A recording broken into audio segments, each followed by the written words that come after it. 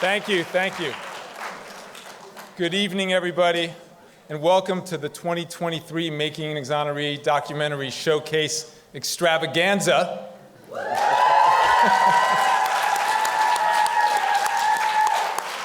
My name is Mark Howard. I'm the director of the Georgetown Prisons and Justice Initiative. I'm also the co-professor of the Making an Exoneree course here at Georgetown, alongside my childhood friend, Marty Tankleff, who is Georgetown's Peter P. Mullen Distinguished Visiting Professor.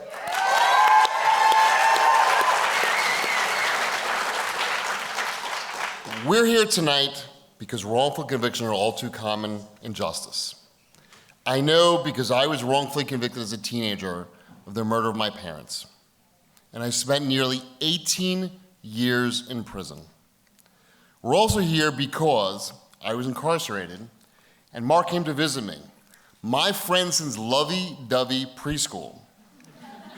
I know. If somebody had intellectual property, we'd probably be making a lot of money, as many times we've said that. But Mark made a commitment to do everything he could do to get me out of prison, and that commitment put us both together on a path to creating Making an Exoneree at Georgetown. So Marty and I launched the Making an Exoneree program 5.5 years ago because we believed that undergraduate students could make a difference in the lives of wrongfully convicted people, and that we could help bring them home through a combination of meticulous reinvestigation and powerful storytelling. And the films that you're going to see tonight are the culmination of that idea.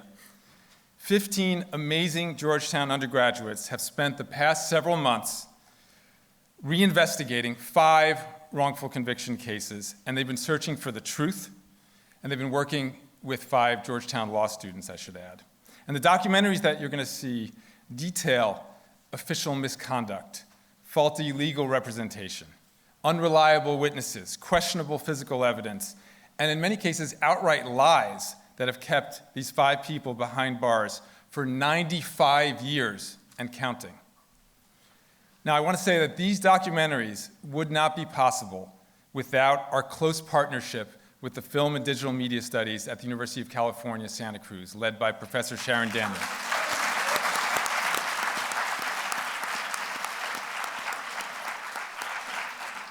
"15 UCSC students, one is with us here in the room tonight, the other 14 are watching on the Zoom.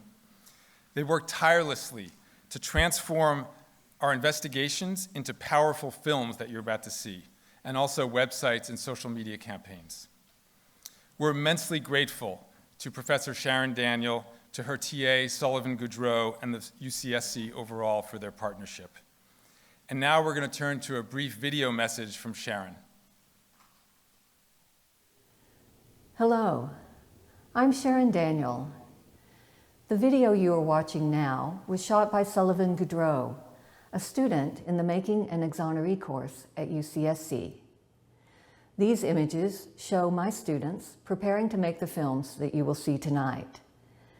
This is the second year that 15 undergraduate students at UCSC have collaborated with students at Georgetown to create websites, social media campaigns, and short films that document 5 cases of wrongful conviction. You may be wondering how this collaboration came about. In 2020, while I was working on a project documenting the spread of COVID-19 in prisons, I met a wrongfully convicted death row prisoner who had been waiting for over 14 years for his court-appointed appellate attorney to file the opening brief in his appeal.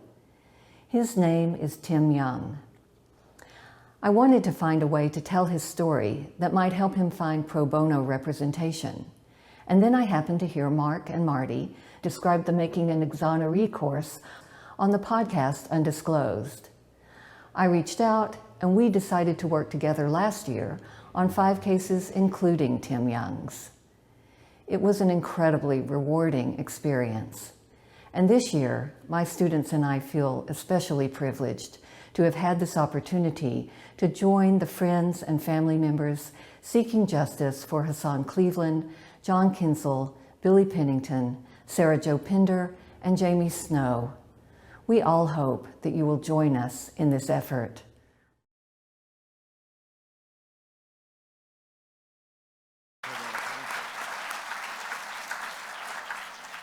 Thank you, Sharon, again, for everything that you and your students have done to tell these stories so beautifully. Now, I also want to mention that the Making an Exoneree family has expanded this year to Princeton University, where a class of students, and some of them are here with us in the room tonight, have conducted their own investigations into 4 additional cases, led by my good friend and former Georgetown colleague, Professor Jim Vreeland.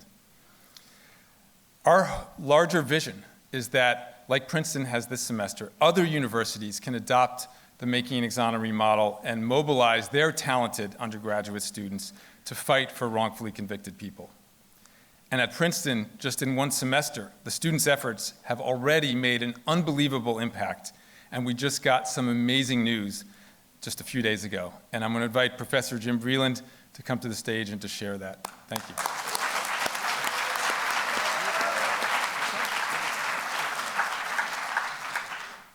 Well, thank you, Mark and Marty.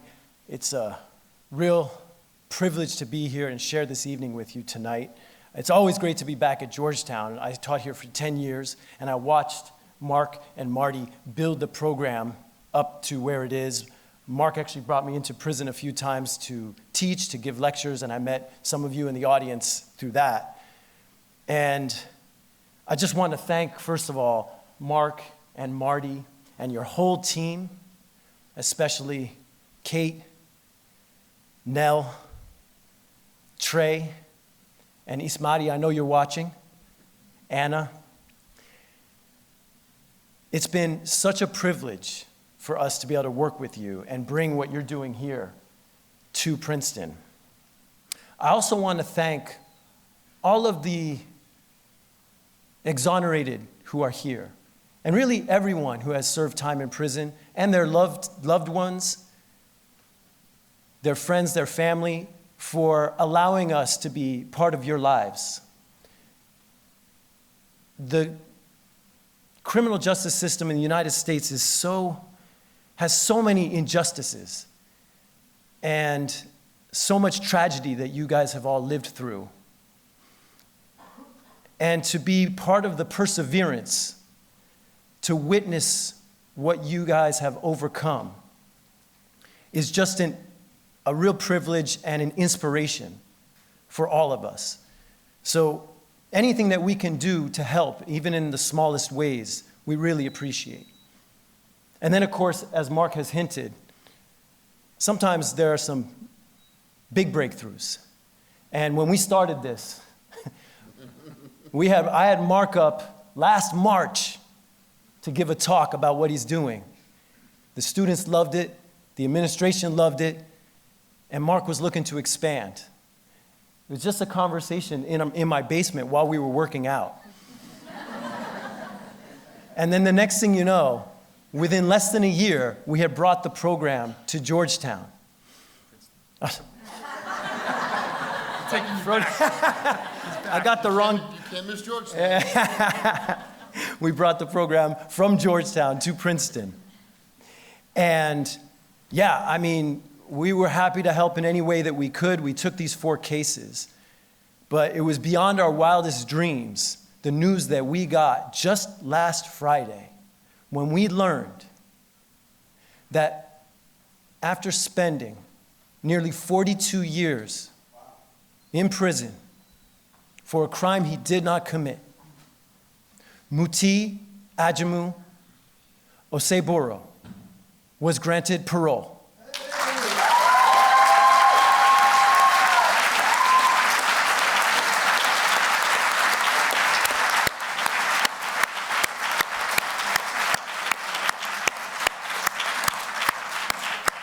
This is a win for all of us in this room. It's especially a win for all of our students.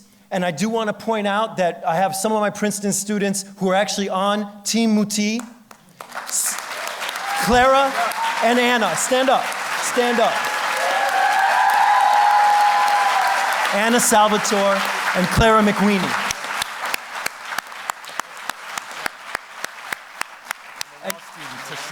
Oh my goodness, and one other big partnership that we were able to achieve this year for the first time, I believe, was to have the amazing law students from Georgetown Law liaised with all of our students. Each group had one student, and the one student who worked on the case of Muti is Tashay Campbell. Thank you so much. Stand up, stand up.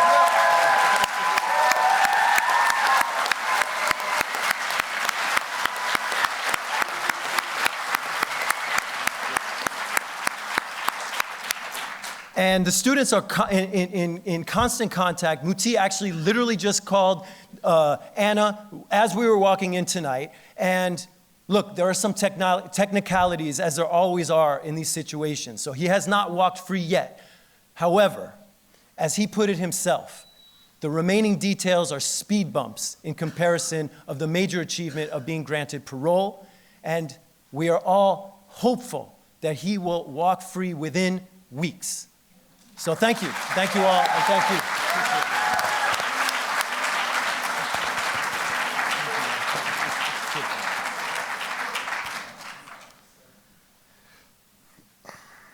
Thanks, Jim. We can't wait to welcome Muti home, and we're looking forward to seeing your students' final documentaries on May 11th at Princeton and virtually. A few more words of thanks. The students' work would not be possible without the guidance of many experts who share their insights with the class and work closely with the students to take a fresh look at the decades-old evidence and testimony. You'll see on the screen, these are just a sampling of those experts. And some of them are in this room tonight, and we'd like to just thank them. Just thank you, each and every one of you.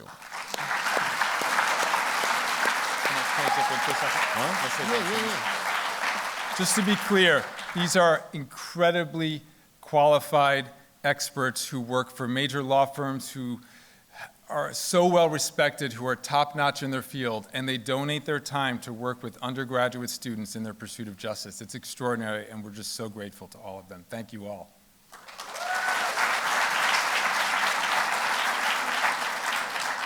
I also want to thank the Prisons and Justice Initiative team members that have worked to identify the cases, support the students throughout the semester, and put on this evening event, including Kate Chamberlain,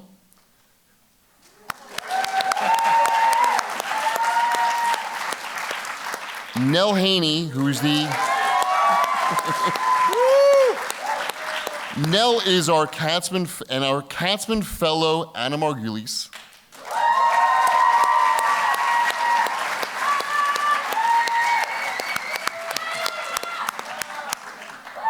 Orlando Trey Jones III.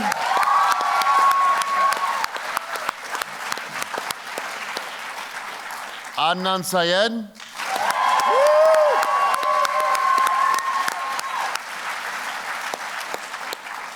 Ellie Sims.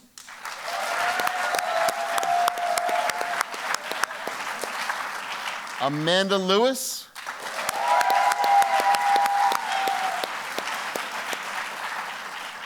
Virginia Hill.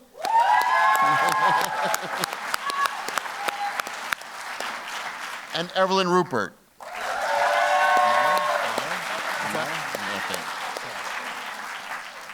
All of this work is in pursuit of two goals.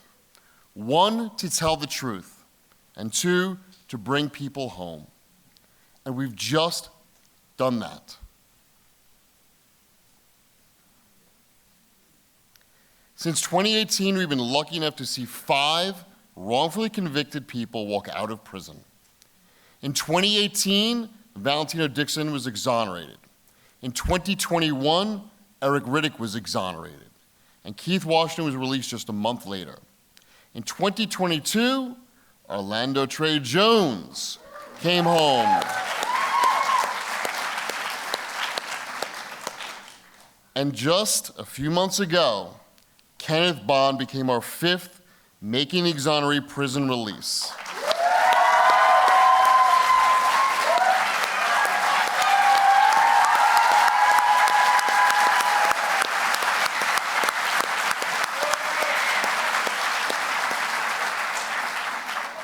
At this time, I would like every single person in the room who's been wrongfully convicted to stand. And for those who are with us on Zoom, please stand as well.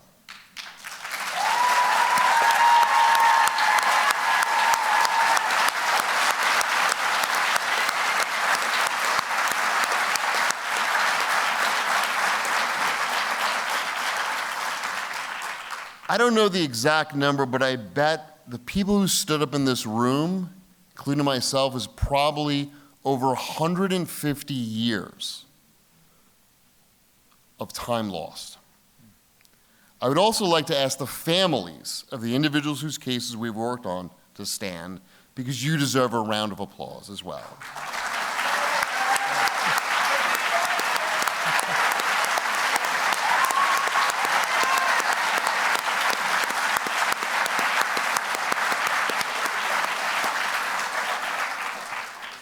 Each of these cases is unique.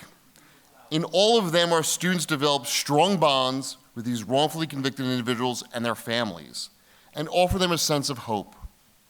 As I know from personal experience, the criminal legal system is not designed to correct its mistakes. Remember, I was in prison for almost 18 years. What our program has shown is that rather than waiting for justice, we need to go out there and demand it.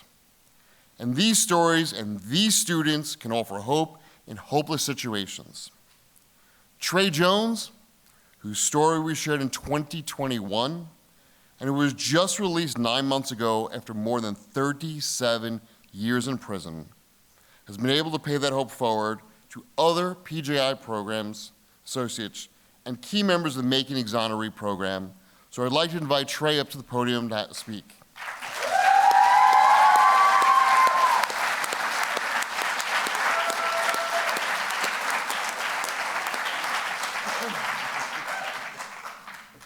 Wow, good evening, good afternoon. Now this is going to be hard because I'm limited to 2 minutes, but I'm gonna stay there. So, okay, I'm Trey, but I offer a most profound thanks to the students who dared to walk away from the safety and comfort of the ivory towers to challenge a sinister injustice. Wrongful convictions. When you take on a case of a wrongfully convicted person in the unique way that you do, you inevitably see an individual prisoner as an individual person. Then you tell that person's story in an honest and truthful way. And in doing that, you give that person hope, that most necessary and vital ingredient for happiness. And to use your scholarship to ingest happiness through correcting an injustice is the most noblest and grand of all gestures. And I thank you for making it. Making an exoneree is that singular element of your curriculum that takes you away from the comforts and predictability of your usual study and into the real life of people suffering through a dull and agonizing ache that only the loneliness of enduring a life term of imprisonment for a crime he or she didn't commit can bring. This Making an Exoneree course can only be embarked upon by the most courageous and passionate among us all. This course is definitely not for the faint of heart. It's not. As Joseph Conrad said, men alone are quite capable of every wickedness. That's our criminal justice system, man's wickedness. Scores of innocent and wrongfully convicted men and women rot away in American prisons simply to please a cruel hypocrisy. That our system of laws are so just that it's better to let 1,000 guilty people go free than to maintain one innocent person in prison. Well, I thank you all for having the courage to use your creativity and intellectual might to help those who have been wrongfully convicted, imprisoned, and rendered superfluous and condemned to suffer hopelessness. Thank you.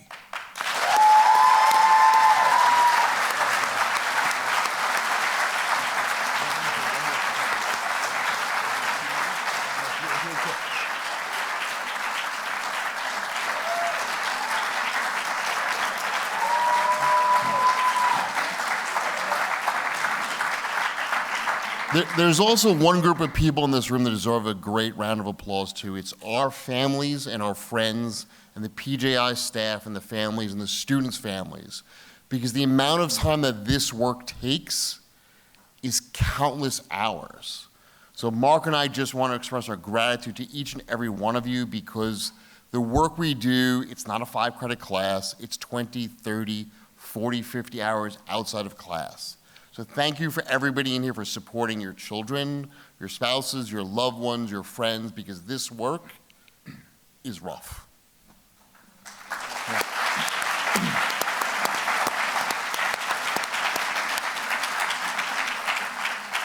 I can't tell you how moving and powerful it is for me to see Trey speaking up here, to see Kenneth sitting there, when both of them I met in 2014 teaching, volunteering in the Jessup Correctional Institution, where they were my students in a classroom. Jim came guest lectured there many times. To think that we're all here in the free to see you, there's just nothing greater. There's no happier feeling moment. This is life affirming right here. So I'm just so thrilled. Thank you. So now, we all came for documentaries tonight. Before we dive in, I just want to mention this is a hybrid event, and there are hundreds of people actually watching on the live stream. I want to thank them too. For those who are on Zoom, please feel free to use the chat feature to share your thoughts as you watch the documentaries. Also the Q&A feature if you have questions. At the very end of all the documentaries, we're going to ask all of the students, the Georgetown students, the Georgetown Law students, and the Princeton students, while we're at it, to come up on the stage and join us for a Q&A session. I do want to take just a minute to say something very serious and somber, which is I want to acknowledge the victims of the crimes that took place here.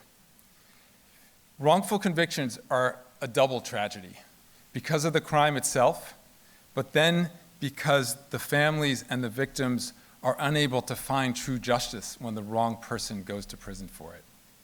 And so we want to keep the victims in our thoughts as well. And finally, before we begin, I just want to say to our students, we are so unbelievably proud of you. What you have done this semester is extraordinary. You have traveled around the country. Our students have been to Florida, Ohio, Indiana, Louisiana, Illinois, Washington State, West Virginia, in the pursuit of truth and justice. And they have put it all together in this magical formula that brings truth and justice to the people who are still behind bars. And they have pledged, and we pledge, to fight till our last breath to bring them home.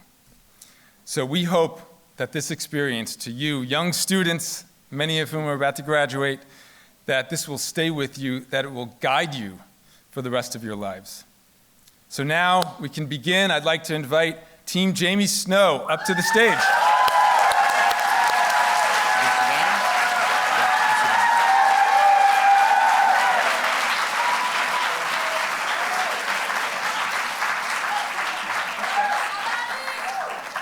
Hi, I'm Jackson Edwards. I'm Maddie Langen. I'm Isabel Chu. I'm Danny Moshayetti. I'm Vanessa Torres. For as long as we've been alive, Jamie Snow has been serving a life sentence for a crime he did not commit.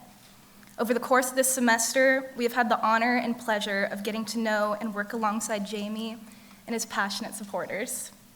Everyone who meets Jamie will tell you about his magnetic personality and humor.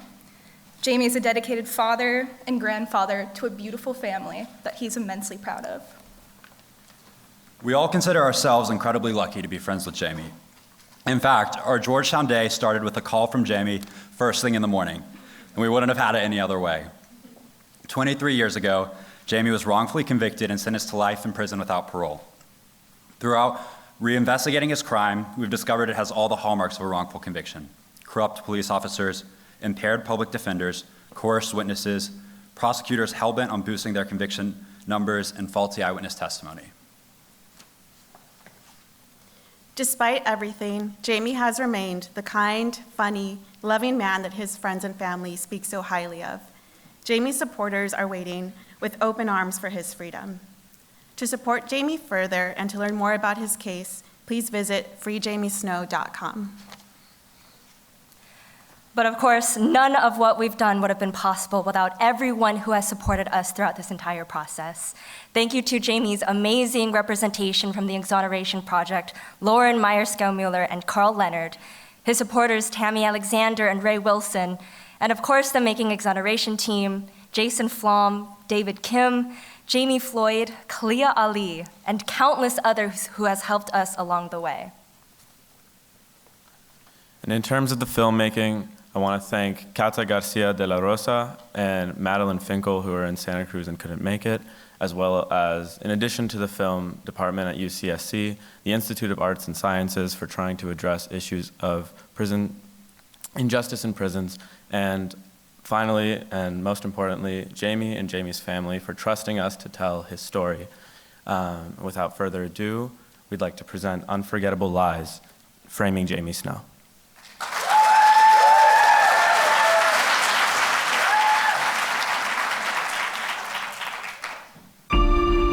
Picture someone you walked by yesterday. Maybe someone you saw last night. A stranger. Someone you saw in passing for 1 to 2 seconds. In the dark. If you saw their face in the newspaper, would you be able to recognize them? From just their eyes? In a picture about this size?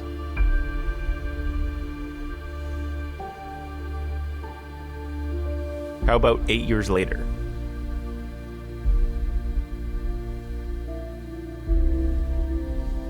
Could you do it? One witness claimed he could do just that. And Jamie Snow has been wrongfully serving a life sentence for the last 23 years because of it. My name is Jamie Snow, and I have been incarcerated for 23 years for a crime I didn't commit. I still remember that day, and I remember Debbie coming back, and she came in and said to turn the news on that somebody had been shot somewhere, and we turned the TV on, and they were talking about it, and that's how the day was. It's kind of crazy that, you know, they say you're in the safety and security of your own home, right?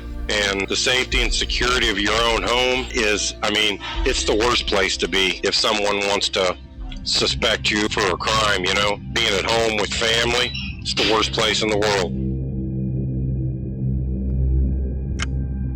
On the night of March 31st, 1991, gas station attendant William Little was shot and killed during a robbery at a Bloomington gas station. The state collected shoe prints, fingerprints, blood, and DNA samples from the scene, but they could not match a single piece of physical evidence to Jamie.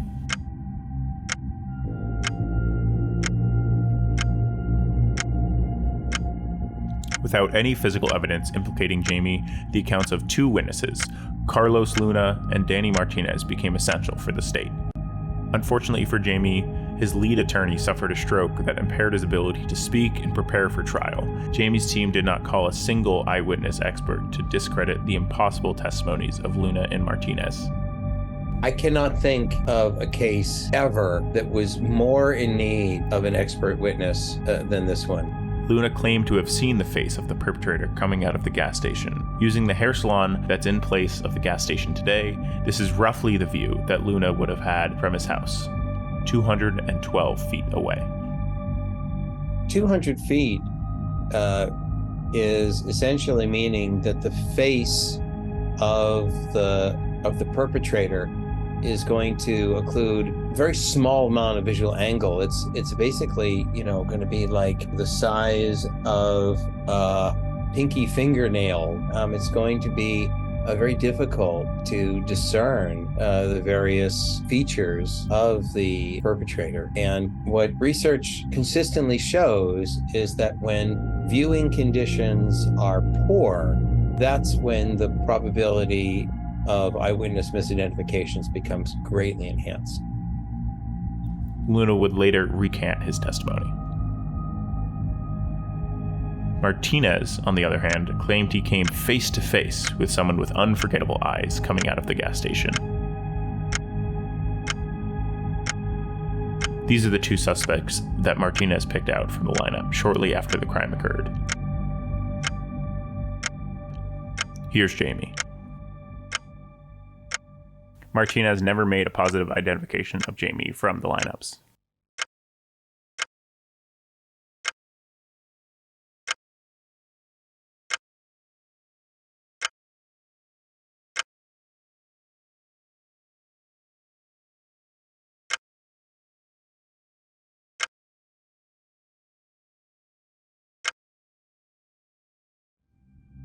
Knowing that the testimonies on their own would not be enough to charge Jamie, the state utilized jailhouse informants who would go on to recant their testimonies. First of all, they identified everybody Jamie had ever been even in the same prison with, or especially in a cell with, right? And that's where your confession witnesses come from. That every single one of them were jailhouse informants. Now we know they got deals.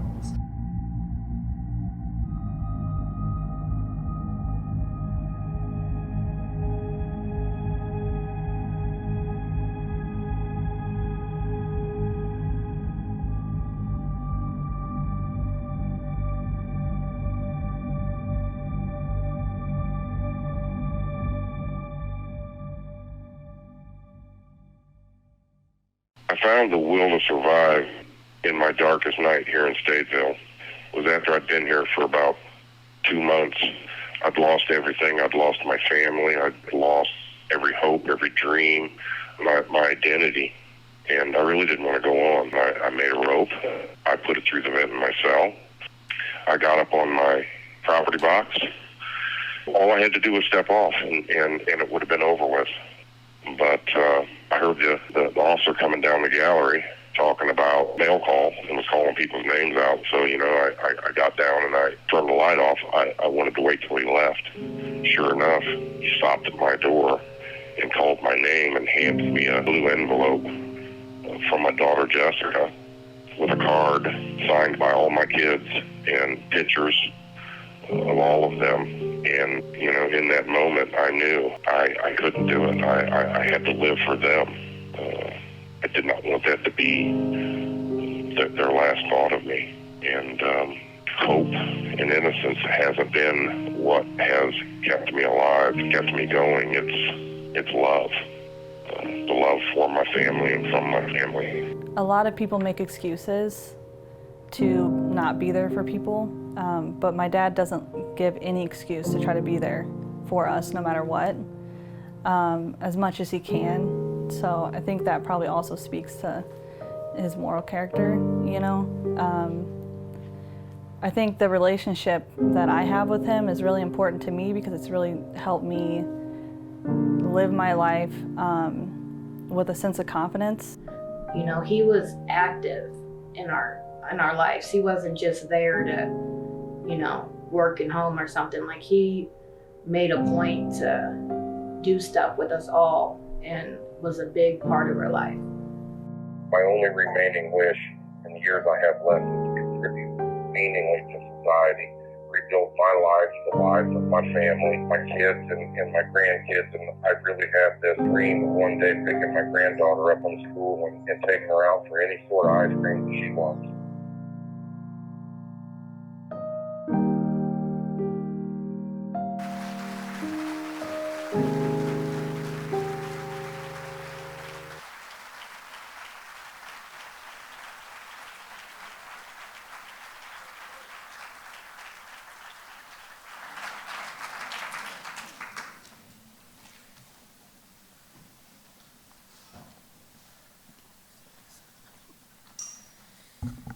Wow, that was powerful. Good evening, everyone. We are Team Billy Pennington, and my name is Jordan Jenkins. I'm Alexandra Baird. I'm Mark Tucker. And I'm Mae Foley.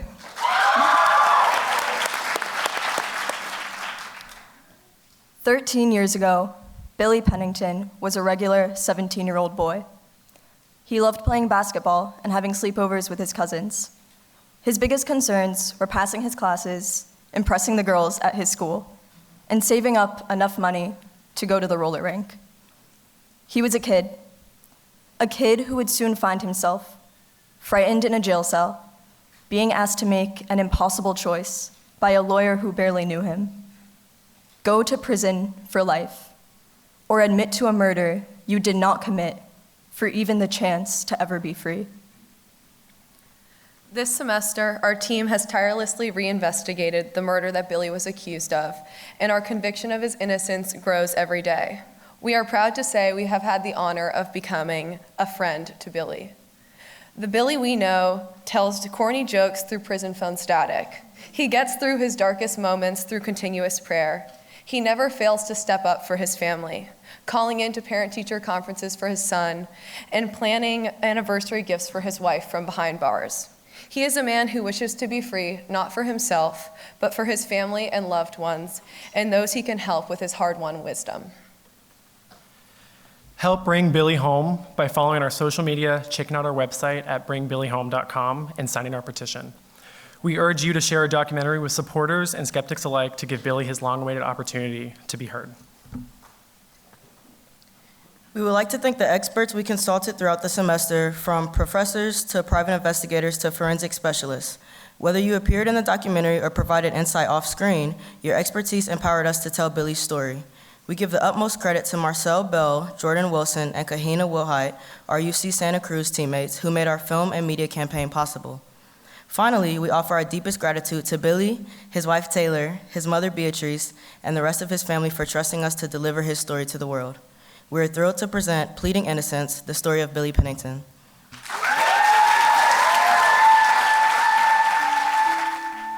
What would you do if pleading guilty to a crime you didn't commit was your only chance at life? I gotta take this plea to at least get a chance at life. I ain't live life. I got like when I was 17. People will say all the time, nobody would ever plead guilty to something they didn't do. And usually a person who says that says, I would never plead guilty to something I didn't do. Well, I'm gonna call BS on that, because the statistics show that 18% of people exonerated found not to have committed their crimes that sent them to prison. 18% pled guilty. Billy's story is so important to the world, though, just because there's thousands of Billies across the country and then throughout the world that will never have an opportunity to tell their story. My name is William Billy Pennington, and I'm currently incarcerated for a murder that I did not commit.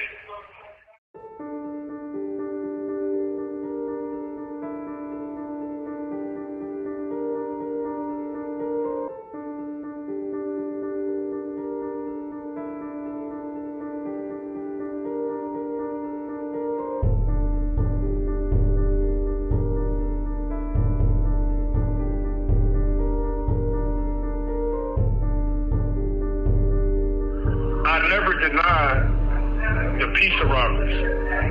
I was young, needed money. And yeah, I did it. I participated in that. I did that.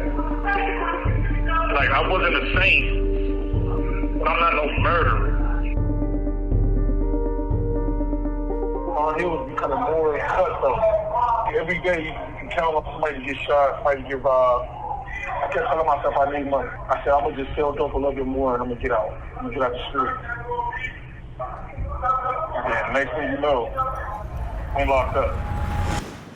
It's easy for you to pick a guy that's in the neighborhood right down the street that grew up in the neighborhood and say, yeah, well, he can fit that criteria.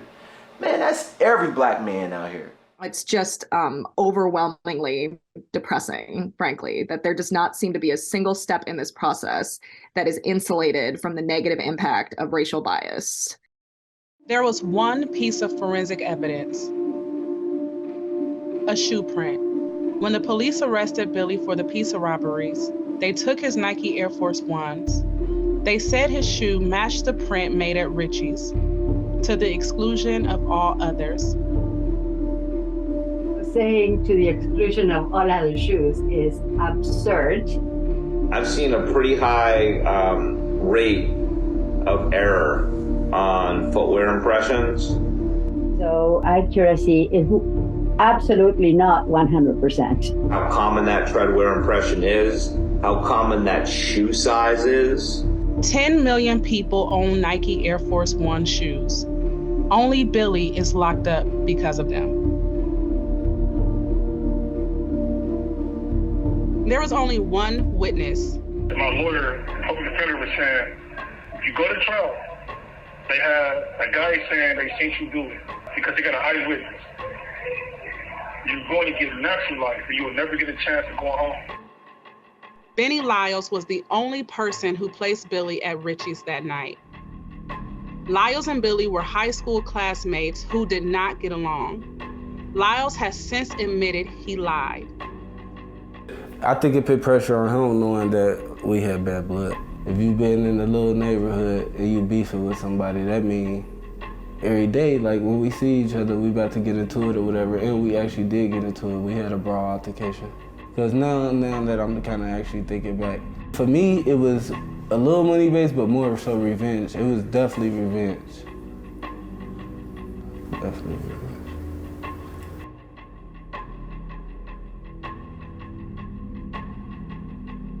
My deal was 18 to life, or go to trial and get natural life. You'll never be able to go home again. Take this 18 years to life. You'll be 36 years old when you go to a parole board, and you'll be able to get out. I think this plea offer was terrible. I still fundamentally don't understand why anyone would have taken this plea offer.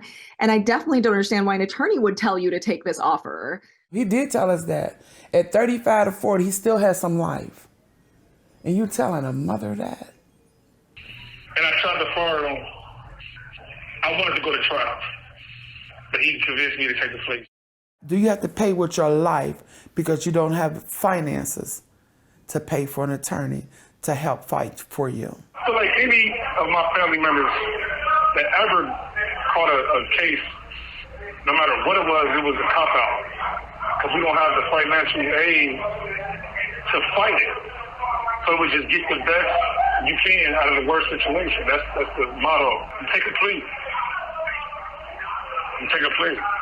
Both of my brothers, my little brother and my big brother, they both took pleas. Could have beat it, but my mom didn't have the money to continue to pay the lawyer. I was upset because I even been through a situation over here and where I had to take a plea deal.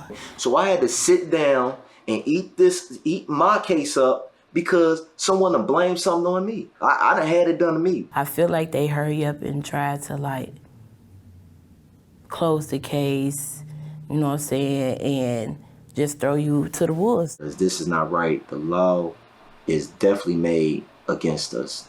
I just really feel like his life was stolen from him. 13 years of things that I need to do. It ain't that I want. I feel like I need in order to help. I just want to help people. I want to help a lot of people because this ain't right. So my faith is so strong that my pastor still reach out rightly all the time. Get her whole church, the whole congregation, every year for my birthday. That's a blessing. To know that even though I'm locked up and accused of this crazy crime that I know I didn't do, I still have a strong support, a spiritual support, which is my whole church, that still writes me. If that ain't confirmation of faith and that God still has me, I don't know what it is, so I refuse to lose my faith. he got a village of people that's waiting for him to come home. So he got a lot of people that's pulling for him. Billy is Cincinnati, so he need to come home. To be accused and incarcerated for murder, every day I think about that, and it hurts that I'm doing time, 18 life to be exact, for murder that I know I did do, God know I did do, and the state know I did do. I was just young, broke, and I had to take a plea.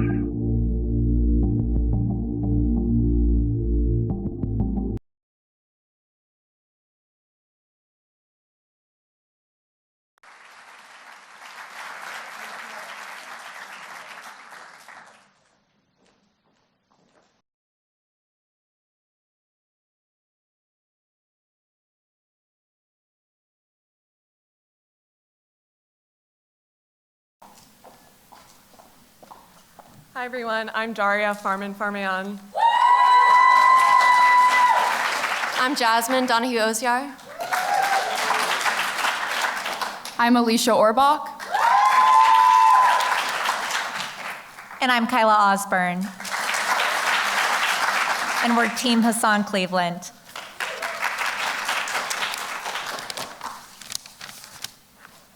"17 years ago, Hassan Cleveland was sentenced to life without parole after losing Ebony Brown, the woman he planned to spend the rest of his life with.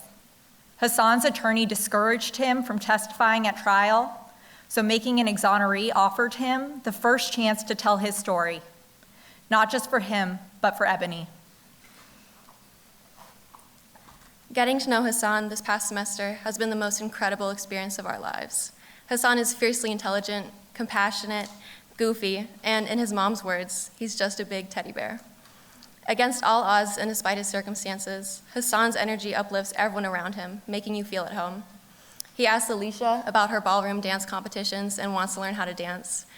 Daria sends him her stand-up sets after her comedy routines, and they're working on a joint one that includes a song. He's asked me to teach him Turkish dishes and now wants to learn Turkish before he is released. Hassan is a poet, a chef, a barber, a valedictorian, a mentor, a loving son, brother, and uncle, and a very dear friend. He is also an innocent man sentenced to die in prison. This semester, our team has reviewed legal documents, traveled to West Virginia and Florida, and met with dozens of people to find the truth behind the events of New Year's 2006. What we found out is that 2 women confessed to the word murder, and 1 key state witness lied on the stand. Hassan is now 44, and he has been maintaining his innocence in prison for 18 years. Join us in the campaign for Hassan's freedom by following our social media accounts and signing the petition.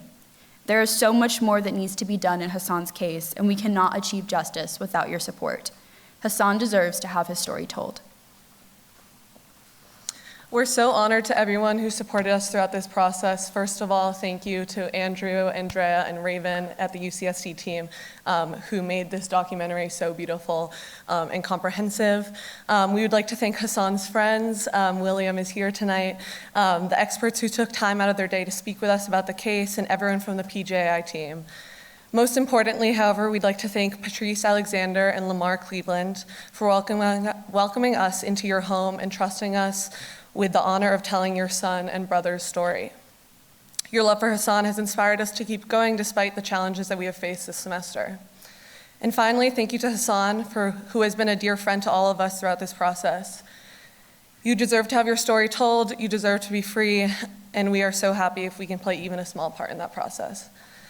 Without further ado, this is Give Me Back My Wings, the story of Hassan Cleveland.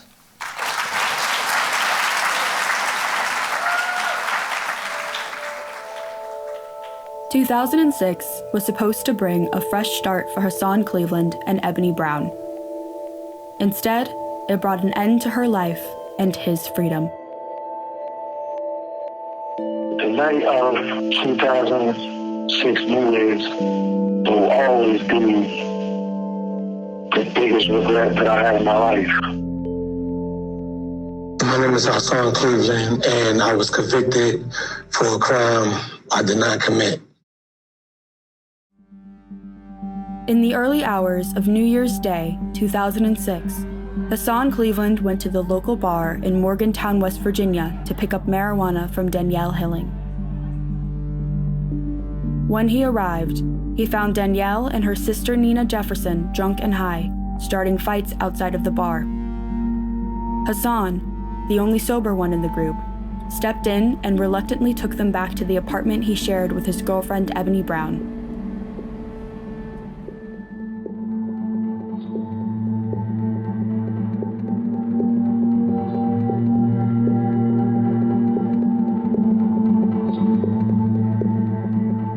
At the apartment, Hassan went to use the bathroom, leaving the two women alone in the living room. Before he realized what was happening, it was too late. He heard Ebony tell Danielle and Nina to leave. The sisters started yelling. Ebony grabbed a kitchen knife, and within seconds, there was a gunshot. Hassan rushed out to find Ebony on the living room floor, with Danielle and Nina standing over her body. The two women coerced Hassan to help them move the body, threatening to blame him for the murder if he did not cooperate. The moment I realized she was no longer with us, almost as if I was paralyzed. He cried to me, telling me the story.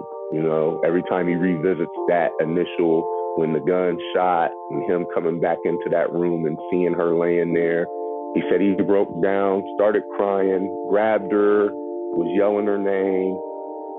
Hassan and Ebony planned to move to New Jersey that year to start a new life together. Their stuff was packed, and he had already bought her an engagement ring. Hassan brought Ebony home to me to meet her, and she was amazing.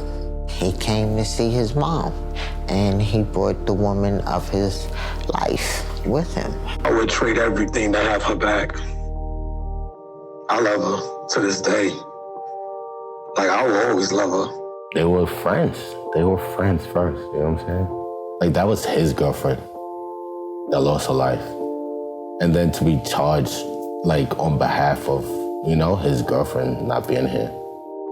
Hassan was convicted of the murder of his girlfriend and sentenced to life without parole. Danielle and Nina, also known as Peanut, both confessed to shooting Ebony on multiple occasions, verbally and in written letters.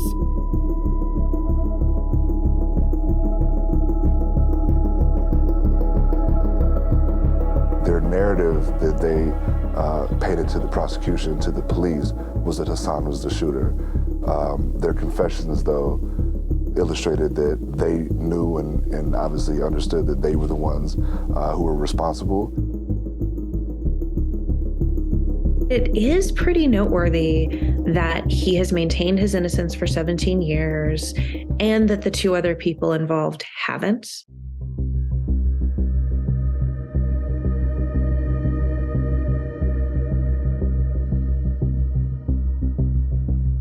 Michael Farley testified against Hassan in trial, claiming Hassan had asked him to murder Ebony.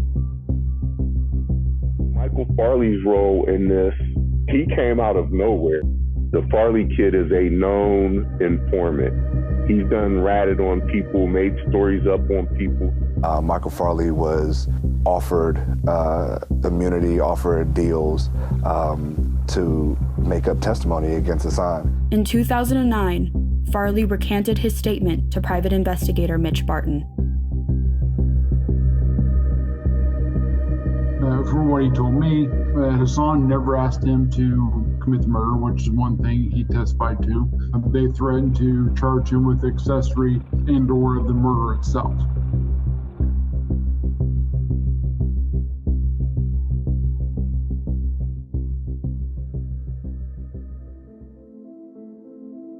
In my trial, the role of me not being from Morgantown or West Virginia worked against me because I don't feel as though I was accepted by a jury of my peers. West Virginia is a funny state, very racist state. They can tell you're not from there, the way you dress, the way you talk, the way you look. They had it out for him. If you're from somewhere outside of the state, you're automatically viewed as someone who's come to corrupt the small town and someone who is not really worthy, certainly in Zemurowski's opinion, of a decent defense. Hassan's attorney, James Zemurowski, strongly advised Hassan against testifying despite his wishes to tell his story. I explained to Mr. Zemurowski how there was so much testimony that was not true. Like, I want to get up there and tell the jury my side. Hassan had the same defense counsel that I did, but he was so derelict in my case, and I would argue he was even more derelict in Hassan's case.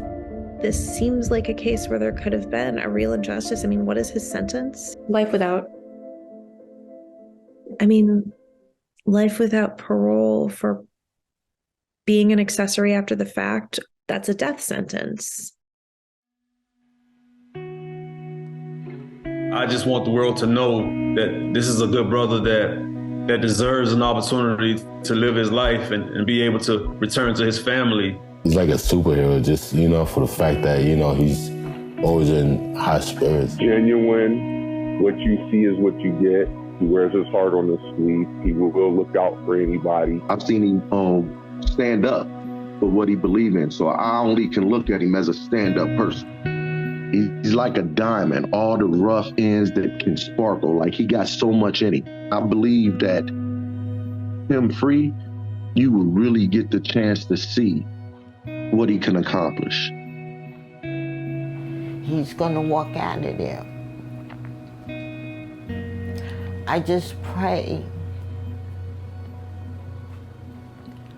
that I'm alive to see that day come true. This is my poem, Broken Wing. Truth beyond my reach, what soars without a wing. I notice these goosebumps every time you whisper to me. Lost inside a world that doesn't belong to me. Like a bird that longs to fly, I pray you give me back my wings. My name is Hassan Cleveland, and this is my story.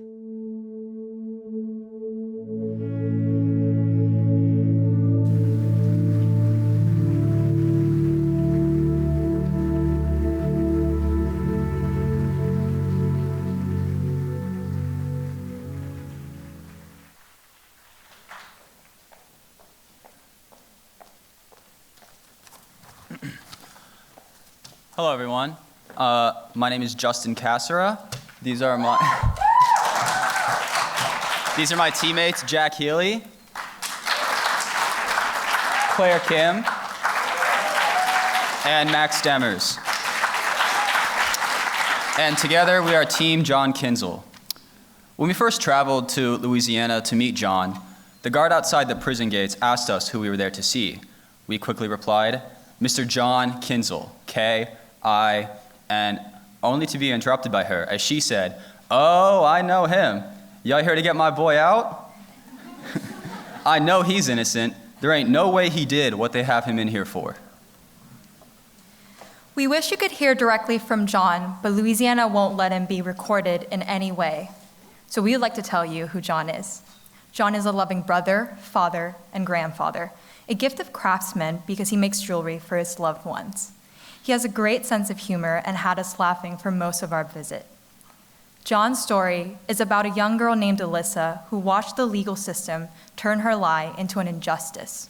Today, she is bravely fighting for John Kinzel's freedom. And this semester, we joined her in that fight, and we're hoping that you guys can join too by following our social media, Free John Kinzel, and also looking at our website, freejohnkinzel.com. Our efforts recently uncovered new evidence for John's defense, exciting evidence that helped John's attorney secure a hearing this summer where he'll present expert testimony that frankly should have been heard 25 years ago in support of John's innocence. We're also very excited to announce that John's case will air on the Dr. Phil Show next Wednesday, May 10th. It's great. This is the second episode Dr. Phil has dedicated to John Kinzel's case, so we're very excited about that. We want to say how grateful we are to Dr. Phil, his entire team, especially the executive producer, Stephanie Grenadier. We'd also like to thank Cole Pena, Jackson Whitney, Jay Oliveros, Sullivan Goudreau, and Professor Sharon Daniel at UCSC for their tireless work creating this documentary. Thank you to everyone who provided their expertise and support to our team. To John's attorney, Justin Bonus, to Adrian Alberts, to John's sisters, Mary and Alice, thank you for allowing us to join you in John's fight. And to John we say, as Justin Bonus has often said to us, we're gonna ride this until the wheels fall off. Finally, we thank Alyssa for her courage in continuing to tell the truth and doing everything in her power to set John Kinzel free. We hope you enjoy A Life for a Lie, the fight to free John Kinzel.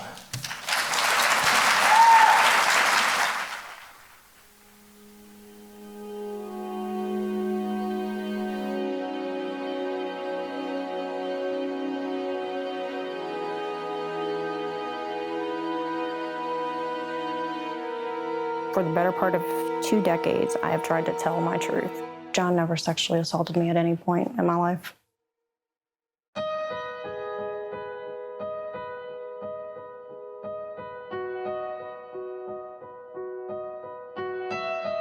I told her that John had touched me in places that I didn't want him to.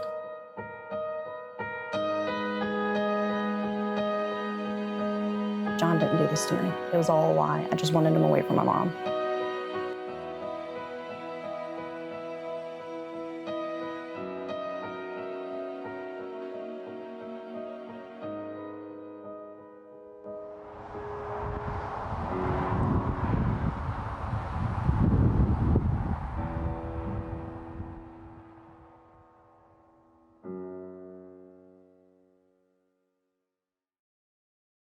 My name is Adrian Alberts, and I am Alyssa's mother. John and I met in January of 1992. And then we moved to New Orleans, and John moved with us.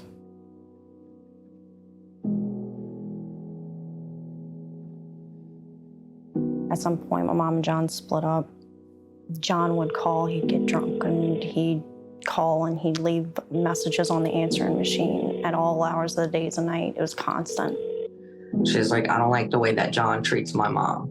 At that point, it was more of, I'm being a hero, a protector of my mom.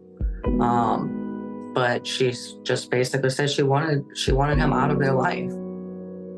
I did try to tell my mom first to see what her reaction would be.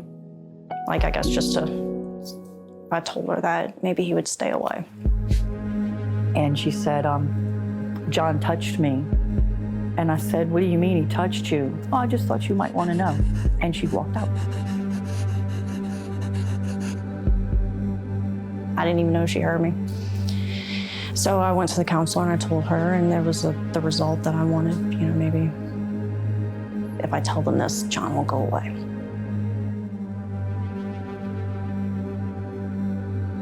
As I got older, the story became a little bit more elaborate because of things that I had seen on TV. I came home one day and I get a knock on the door and it's a detective. So when he starts talking, then you get this sick feeling like, oh my God, you know, I blew it. This really happened. And it wasn't until later, where there were so many inconsistencies in the story, that I started questioning. As far as any kind of other investigation, there was no investigation. She claimed it started at my mother's. They did not speak to my mother one time. She claimed it was happening at my dad's. They didn't speak to him or anyone who was in the house at the time. And every time I would argue, you know, then it would be, you're not cooperating, you're not cooperating. And one of the other DAs, assistant DAs, said, you know, if you don't cooperate, we can move to remove your children.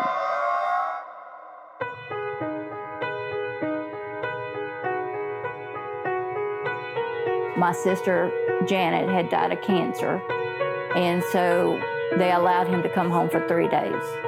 And he came and stayed with me. I gave him a truck. I gave him $200 cash, and I gave him a credit card. If you want to go, it's all yours. You go and we'll figure it out later. He says, no, Mary. He says, I believe in the judicial system. They can't convict an innocent man. I didn't do this.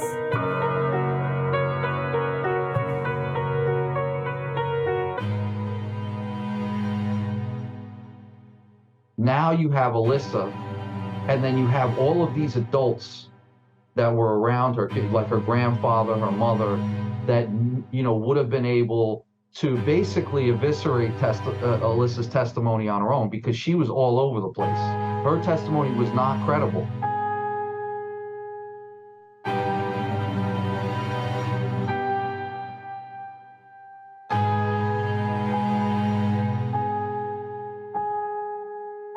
The medical evidence that he gathers is not indicative of sexual assault at all, not even a little bit. Now we know for sure, you know, 20 years later, that it's just not indicative of sexual assault.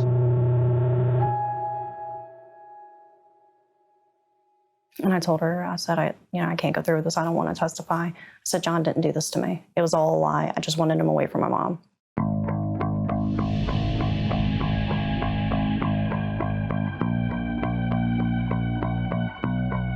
The state did whatever it could to convict John Kinzel. And that's not what the state is supposed to do.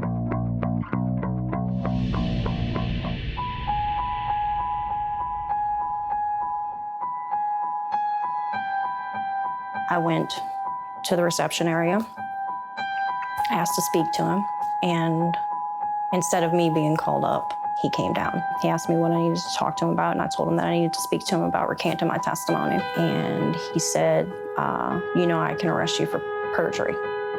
And I said, excuse me? And he said, are you telling me that you lied on the stand and you perjured yourself? Because if you did, I'm gonna have you arrested right now, and you're going to jail. So did you perjure? Do you want to go to jail right now?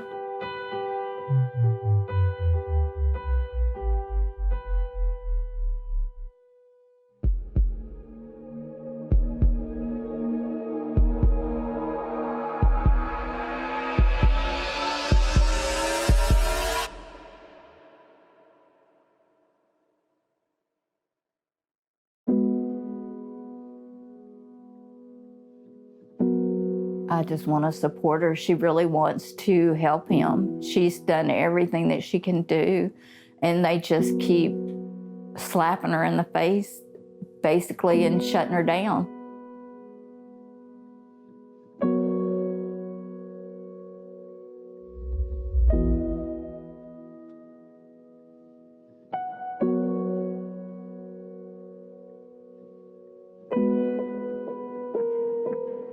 I want him home. I miss him to this day, but that's not the goal. Him being free, him being able to walk around, to be on the phone and talk to one of the kids, to talk to the grandkids, to go hang out at his sister's house, that's the goal.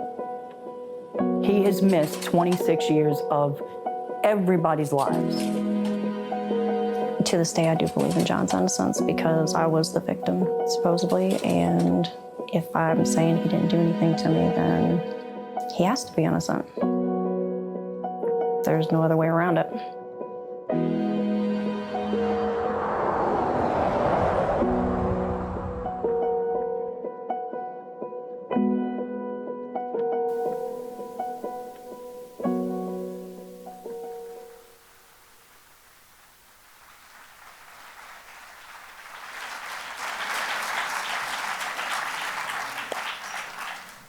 How about a huge round of applause for all of these incredible students? Georgetown, Santa Cruz, Georgetown Law.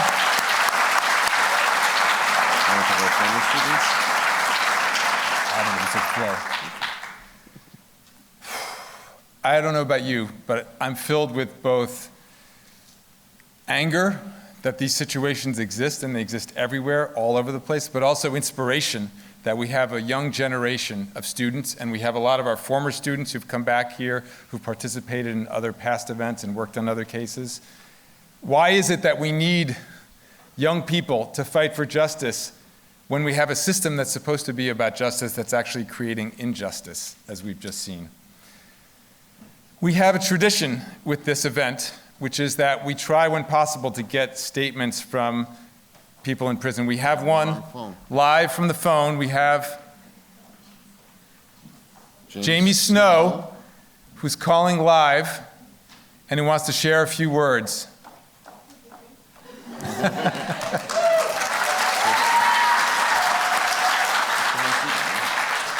talk? Okay, Jamie, you're on with maybe like 300 people on Zoom and a lot of people in this auditorium, and they're all really excited to hear from you. Right on. Everybody's coming out just for me. I like it.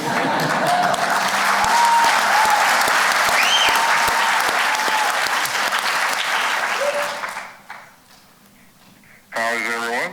I hope everybody's doing fine.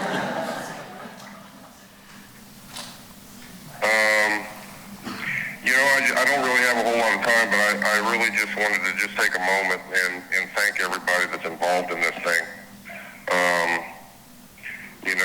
The Making an Exoneree program is, one that gives me hope, and it gives my family hope. And, in a situation like this, I mean, hope is what really keeps you alive, hope and love, and that's it. And I think it shows a lot of progress in our society as well, 25, 30 years ago, there was no programs like this going on. So, I think Georgetown University is, they're awesome, man, for doing this for us. But I'd really like to thank, Marty and Mark and, my students from Georgetown, Jackson and Maddie, Isabel, Vanessa, the video crew from, California University, Santa Cruz, Madeline, Catherine, Danny, I like to, also, thank Jason Flom, for, championing my cause to the governor. And I know I don't have a lot of time, so I just want to say that, every single person that has come out and sitting in this auditorium right now, every single one of you are a resistor to the injustices of wrongful convictions. You're not a collaborator, you're a resistor, and I'm thankful that you've all allowed me and given me a moment in your life. So I appreciate every one of you.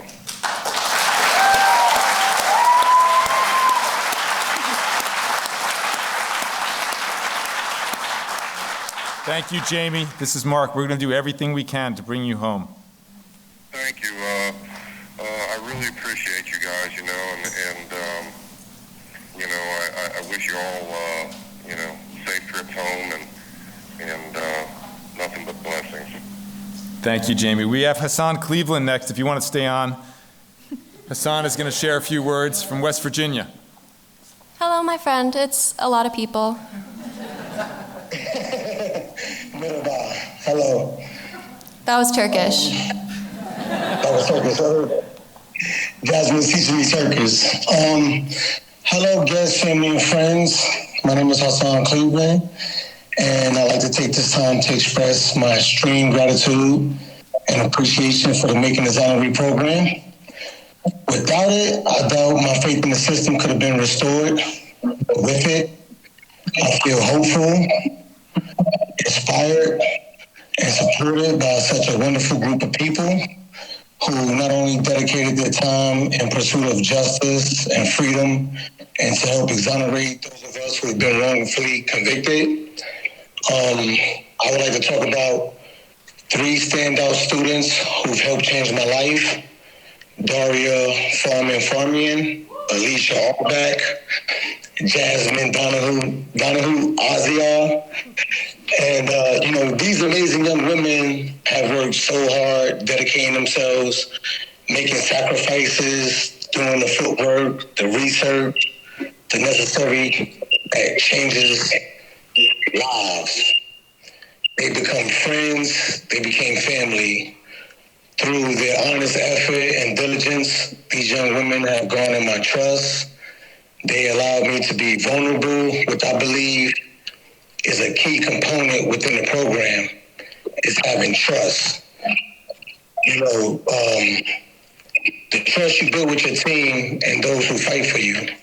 So today I'm able to say that I trust this part of the system the system created by Mark and Marty, Nell, the rest of the numerous staff members who fight day in and day out to change lives.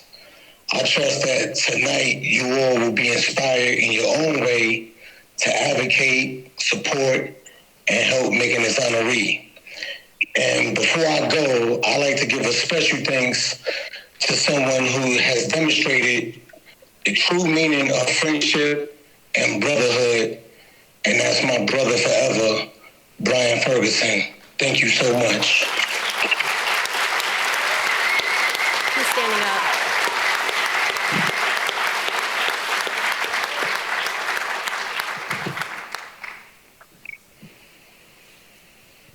Thanks, man. Thanks, man. Thank you. Thank you so much. I appreciate everything. I love you all. Thanks, Mega. Grateful. Hey, thanks, Mark. I thank you so much, man. You're a blessing to us all. And, you know, everything you're doing, the inspiration is truly appreciated. And, I mean, from the bottom of my heart, I'm indebted for life. Thank you so much. All right.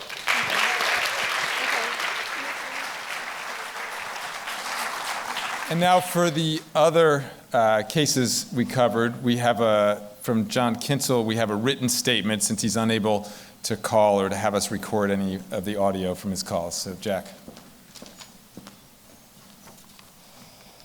Because the state of Louisiana has silenced John, we can only read the following statement, can't even hear his voice. But I will just say, when John sends us his email messages through the prison system, he always writes in all caps and with a lot of exclamation marks, so we can't really convey that.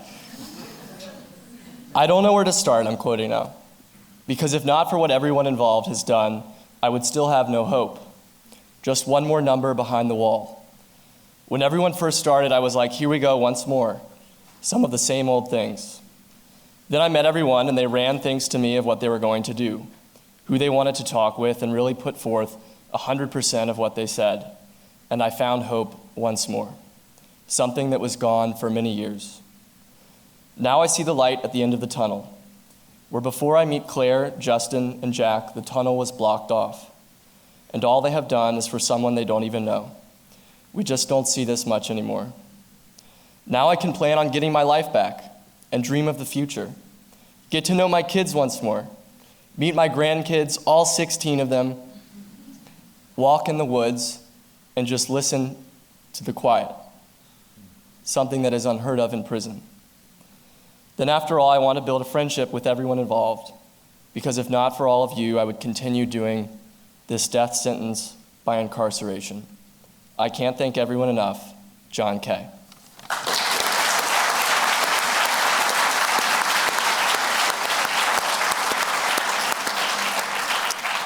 And so now for Sarah Pender and Billy Pennington, we have pre-recorded statements since they were able to call but not live for the event.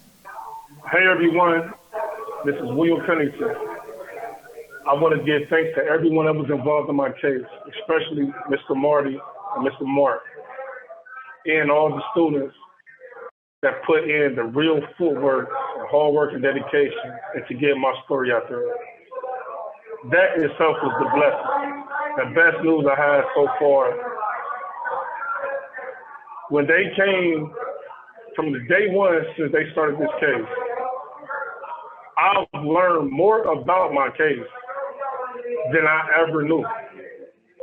Like literally, it was things I learned about my case that I never even knew exist.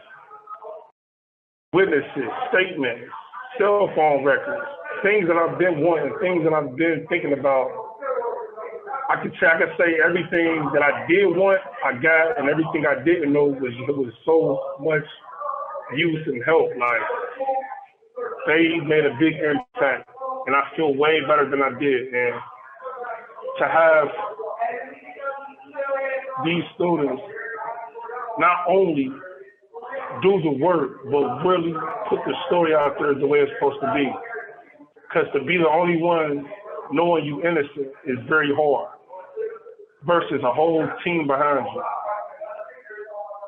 They all, I feel, was God sent, and I just thank God for all of you for really helping me and dedicating your time for flying all the way to Cincinnati, Ohio to interview my friends and family. And like I said, it just feels so good to get my story out there, to let everyone know that I am innocent. And I just thank God for everyone that helped get this story out there. And I can't wait to the results that it brings from people being able to see this documentary. I just want to thank everyone dearly. Thank you.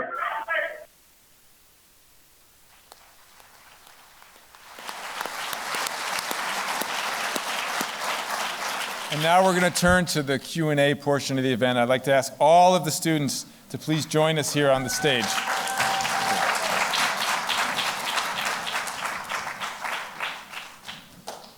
And we have microphones that are both sides of the aisle.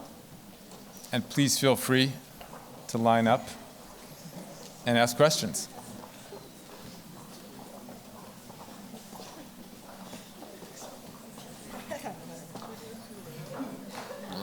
That's a picture.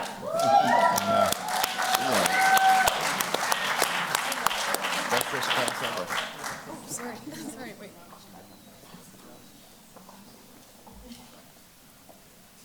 Don't be shy now. Remember, I'm a professor. I can call on people, too.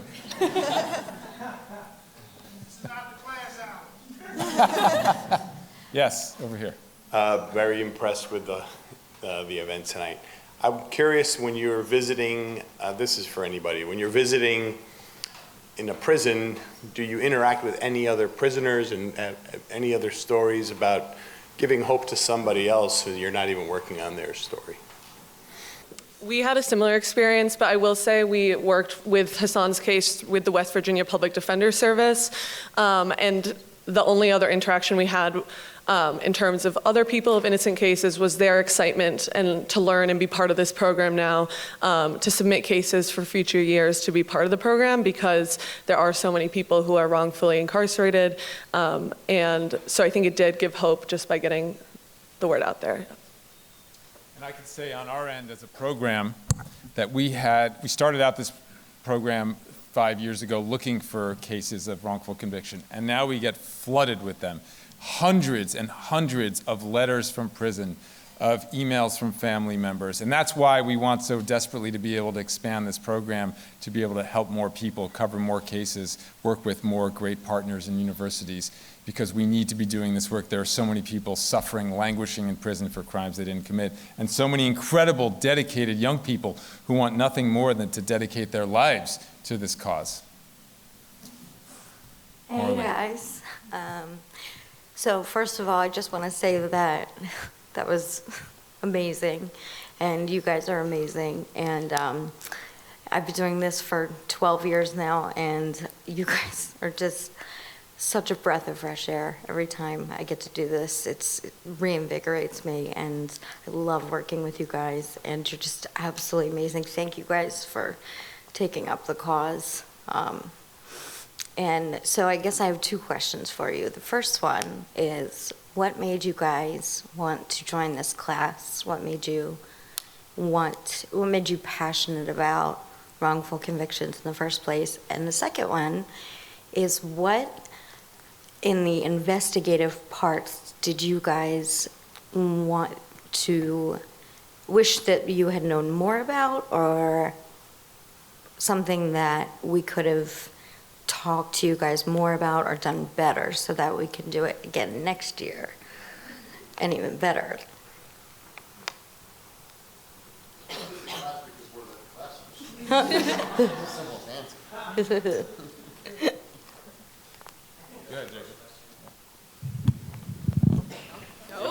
No, oh. I'll put it back. So I actually applied to this class last year for what I think were not yet the right reasons. I was like, oh, I'm an aspiring journalist. This seems like a cool project to work on. But it wasn't until taking Mark's Prisons and Punishment class in the fall when I got to hear from voices like Adnan and Chaka and Trey, some of whom you got to hear from tonight. And I'm sure you recognize like how humanizing that is, and can recognize the same thing that brought all of us here, for you to take up this work as well. So I think it's absolutely just the humanity in all of these individuals that I got to interact with between applying last year as a journalist and applying this year as someone who was really passionate about the cause.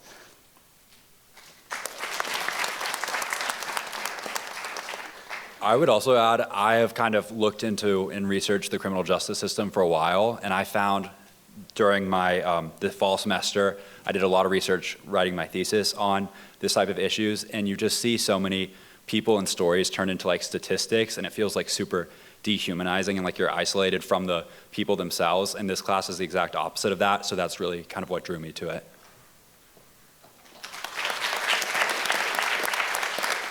Any of our law students want to take a crack at this one?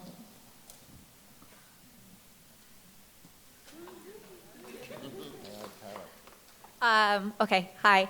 Kind of similar to what's already been said, I took a prison law and policy class the semester prior, and you really hear about how horrible prison can be and how difficult it is for people who are imprisoned, even if they should be there.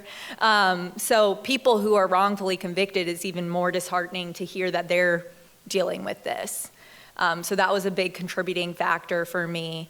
And then of course, Mark and Marty were, 55% of that equation to sell the class. But no, it just seemed like such an incredible thing to be a part of. And we have a lot of power with our law degrees, and a lot of power that is often used for the wrong reason. So it was really exciting to be a part of this side of it, helping to get people out rather than put them in. So, yeah.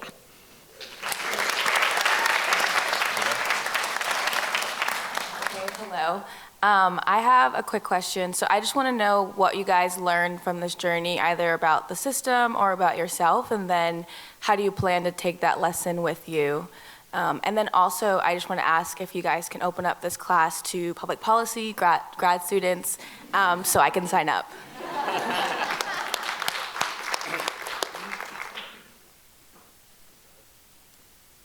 Well, I think the first thing I want to mention is it is really tough to interact with the family members and the person that's incarcerated so regularly and sort of recognize your own privilege and access you have of just being free every day.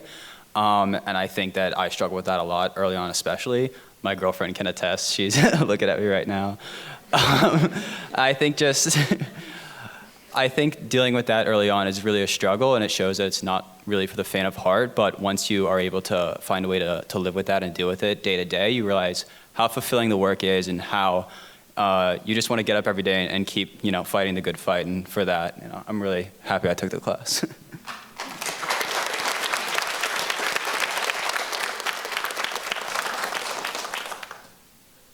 Anyone else? Any of the Princeton students?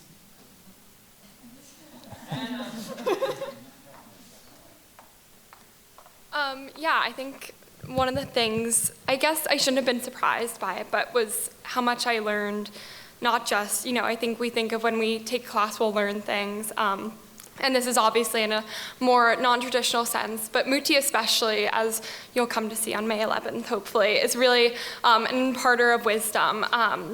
And kind of has taught me these life lessons. I think when we were preparing him for parole and preparing his parole documents, we kind of got into this, I wouldn't say battle, but it might have been a battle about his name.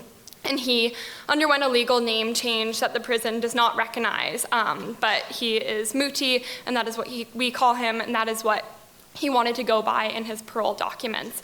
And I, along with other members, kind of got into it with him. The prison said, we may not accept these materials if his legal name is not on it. And this was hours and hours of debate. Nell knows, Mark knows, kind of the struggles we went through in these discussions with him. And eventually he said to me, I would rather stay in here for 42 years with my dignity than leave sacrificing that. And I think that was something really powerful that I took away. I think in my mind, I was like, we do everything we can to get these people out. And Muti taught me that, sometimes there are things you are not willing to sacrifice, and that is your humanity and dignity. And I think everyone else here has probably learned similar lessons from the people they've gotten to know. Yeah.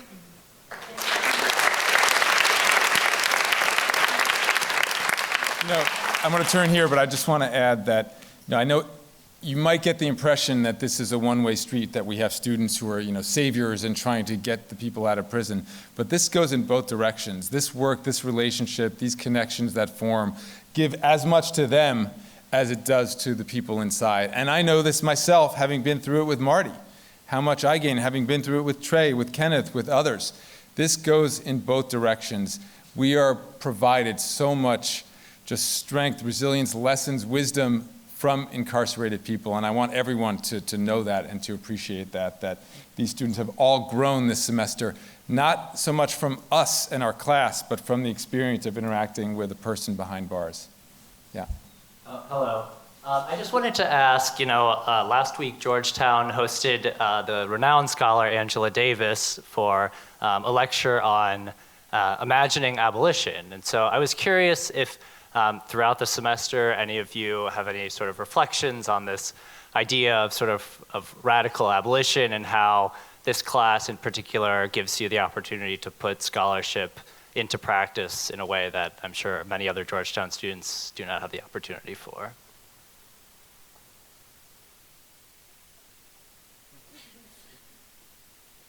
Yeah, I think something that's really interesting about Innocent's work is that I think all of us up here know that people who are innocent aren't the only ones who deserve good and just treatment. Thanks. Thank you. Thanks. So I think we grapple with that a lot. I think wrongful conviction is a super flagrant example of injustice, but injustice absolutely permeates the entire criminal justice system, regardless of whether or not you did what you're accused of. So I think just like speaking personally, answering your question, I think I have learned through this class, through working with Sarah, who's wrongfully convicted, but also people close to her who went to prison for things that they did. I feel like we've all learned, and I've learned through Sarah, that prison is, the question of abolition is one that we should continue to pursue. And that at least the question of unbelievably radical reform is one that we should pursue, because the system is just, it's not set up to accommodate humanity for people who are wrongfully or like rightfully convicted. So.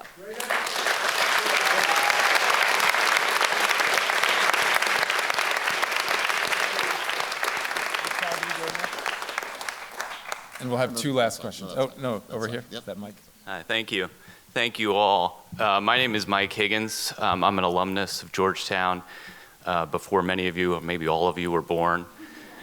And I just wanted to say I don't think I've ever been prouder to be a graduate of Georgetown University. Looking at you all, you're going to join me soon, and I look at you as role models. I learned a lot tonight. I'm inspired by what you've done, and I just find myself, feeling the range of emotions that Mark shared earlier, the anger, the inspiration, the admiration, the eternal admiration for those you serve who deserve to be served, who deserve this type of service to address the injustices that they've faced. And my question is, how can we amplify these stories that you've shared tonight? These stories need to be told more broadly, and to the extent I can help be a megaphone for you all with the other alumni out there, that's, I think, the best thing I could do to start. Yeah, I think every group has mentioned that we have, well, not every group due to some legal circumstances, but most of our groups obviously have our websites and social media campaigns and the videos these themselves that will be posted on YouTube. And so that, would be the first step to amplify, kind of the easiest, just sharing that as wide as possible, but also to talk about these stories and to talk about this issue in your networks that, if you're at an event, maybe you feel like you're that annoying guy who's bringing up, well, let me tell you about this event that I heard at Georgetown where they're looking into wrongful conviction cases and how bad of an issue this is.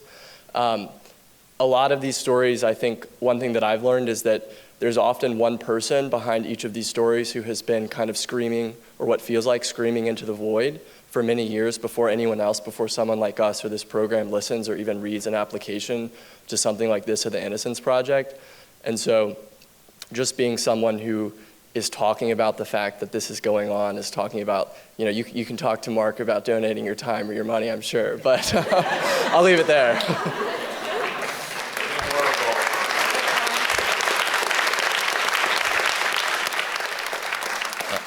I just want to give one little supplement. In many of these cases, as in many of the cases we worked on over the years, the individuals have never had lawyers or competent lawyers.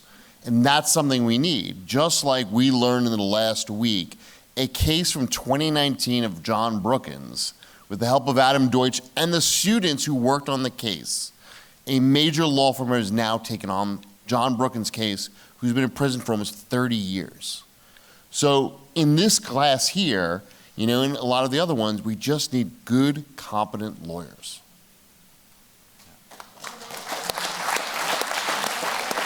And, I also want to add that in addition to the 5 people who've been released through this program, there are close to 10 who've had major media coverage in various platforms, and there are almost that many who have now obtained pro bono legal counsel. And so we've really been trying to spread the word. But of course, thank you, Jack, for teeing that up. This program does work through support from alumni, from people out there who care about this issue. We can't fly our students everywhere for free. Students are cheap. They stay 4 in a room at hotels, but it does take support to make this program work. So if that's within your philanthropic capacities, we certainly appreciate it. We want to spread this work. What's the website? MakingAnExoneree.org. Yeah. So this isn't the first time I've heard of a prosecutor boasting of a 99% conviction rate. It seems like in some of these cases, as well as a lot of the other cases that I've seen over the years, that prosecutorial misconduct is a major theme. So I just have to ask, from what you've seen, how common is this kind of misconduct? And is anyone ever held accountable for it? As we saw in one of these cases, obviously, they were not, but I would imagine not very often, but not being optimistic, but. Almost never. Prosecutors have something called full immunity, and there are almost no consequences when they destroy people's lives, as they did in the case of John Huffington, who spent 32 years in prison for a crime he didn't commit, 10 of them on death row, with absolutely blatant misconduct by a prosecutor who was then disbarred, and that is incredibly rare. And John, by the way, received a full unconditional pardon just this year.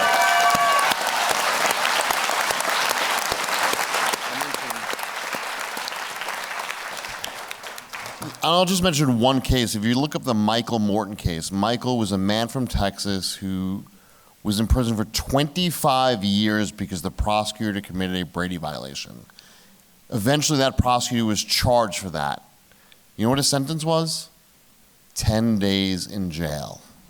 And I think he served maybe 5. Michael was in prison for almost 25 years. So look, there are plenty of noble prosecutors who are working within the rules, trying to keep society safe. I don't want to suggest that that's not the case, and hopefully that is the norm. But when you work in this space and you look at some of the people here, everywhere, it was prosecutorial misconduct that was a part of these wrongful convictions. It's unacceptable, it's unjust, it's intolerable for us as a fair society. And we'd like to turn over, because we have a few questions from the online viewers. Caitlin? Hi, can you guys hear me? Okay. Yes. So first I just wanted to read a couple of messages that have come in from the families and supporters of those cases those individuals whose cases we've taken on this semester. They're with us on Zoom, and hello to you all. Thank you so much for allowing us to tell these stories. And so Sarah Pender's wife, Amanda, wrote, "It's so great to be able to hear Jamie's voice. I am Sarah's wife, but it pains my heart to see all these other people that lost their lives to a corrupt system. I send prayers and love to them all and all the people on here that love and support them." And Nicole Snow also wrote, "So much love for everyone involved in fighting these wrongful convictions. We are a big community and we won't stop fighting." And then if we have time for just one more question, we have a question from Victoria Blanco, who is Melvin Ortiz's significant other, who was able to join us on Zoom. Melvin's case was one of the ones we took on in our 2021 spring semester. And she writes to the students, how has this program impacted your personal lives and career planning? Do you share your heroic and groundbreaking work with your families? Did your work ever change your family's outlook and understanding of the criminal carceral system now that you have finished the course?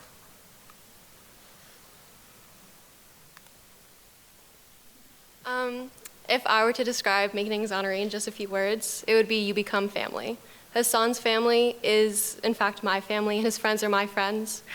Everything that, my entire life has revolved around this case for the past 3 months. My family, my friends can attest to it. I talk about him nonstop. And as I continue with my life, everything that I do will be to try to release, or to fight for the release of Hassan. And I think all of us have learned, also looking at each other's cases, is that Hassan is in each one of us. There are millions of Hassans, and I'm sure that as we fight for our loved ones and our family, there are so many countless, faceless, nameless folks that are incarcerated, wrongfully incarcerated, or just suffering in prison.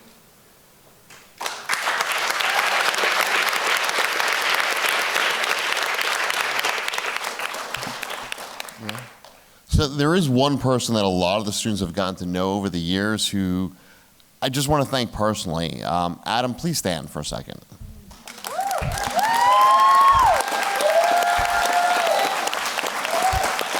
So Adam Deutsch is a friend and a private investigator. He worked on my case, but in 2018, I kind of said, hey, Adam, would you mind coming down to Georgetown and talking about private investigations?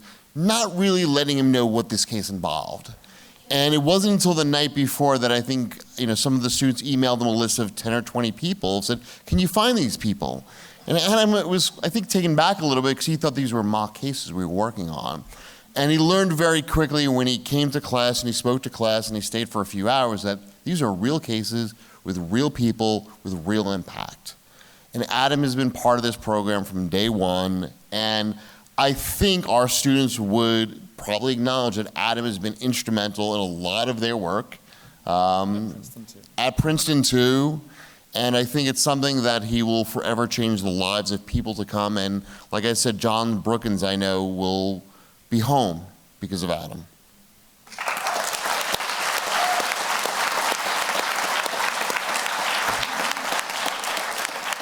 Okay, so this brings to a close the 2023 Making an Exoneree extravaganza. Thank you all so much for coming. And again, a big round of applause for all of these amazing students.